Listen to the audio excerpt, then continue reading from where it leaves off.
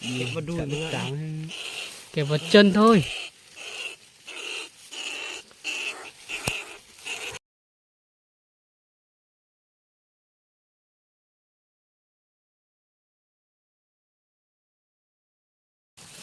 Chưa chết à?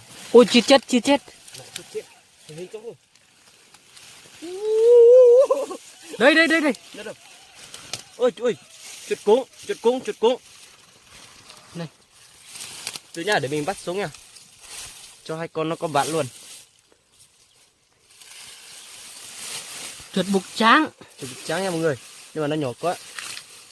So với con đấy với con này thì Lại không thấy bấy rồi.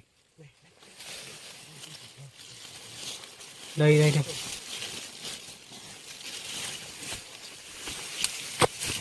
Ở đây. Oh my god. To lắm. thế mà vẫn chết rồi nhỉ. Cận đầu thì Chẹo. Chuột cuống nha mọi người. chuột to lắm. Sao mà nó